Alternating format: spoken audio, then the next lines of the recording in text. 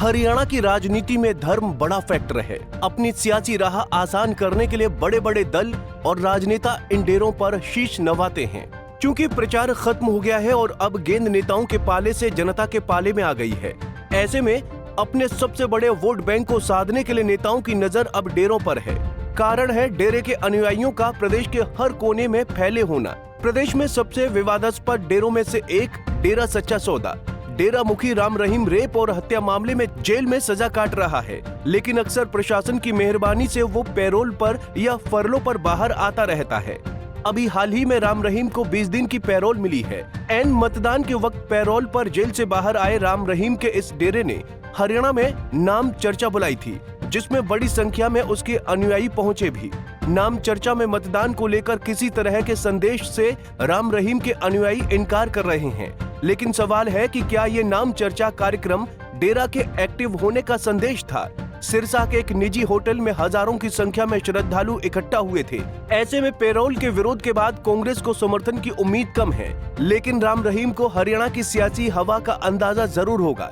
इसीलिए लोगों में अभी भी असमंजस की स्थिति बनी हुई है। सियासत में डेरों का प्रभाव समझना है तो उनके अनुयायियों की तादाद और वोटिंग पैटर्न की भी बात करनी होगी। गुरमीत राम रहीम के डेरे की बात करें तो इसका हरियाणा के 6 जिलों फतेहाबाद, कैथल, कुरुक्षेत्र, सिरसा, हिसार और करनाल में मजबूत प्रभाव है।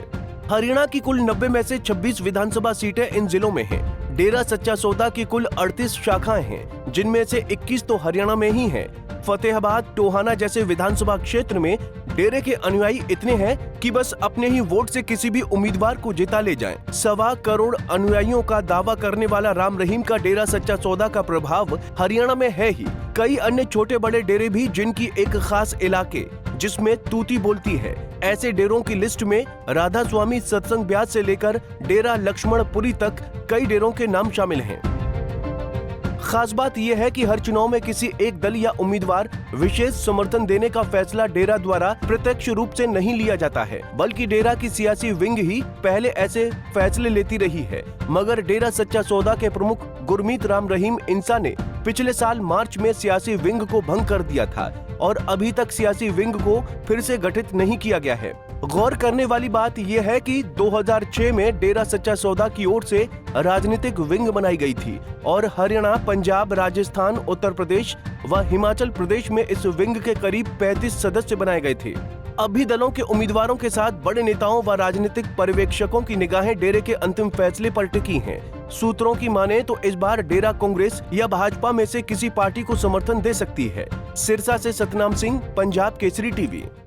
हमसे जुड़े रहने के लिए हमारे YouTube चैनल को सब्सक्राइब करें और नई वीडियो की नोटिफिकेशन के लिए बेल आइकॉन को दबाएं। अगर आप ये वीडियो Facebook पर देख रहे हैं तो लाइक जरूर करें और ज्यादा से ज्यादा शेयर करें। धन्यवाद।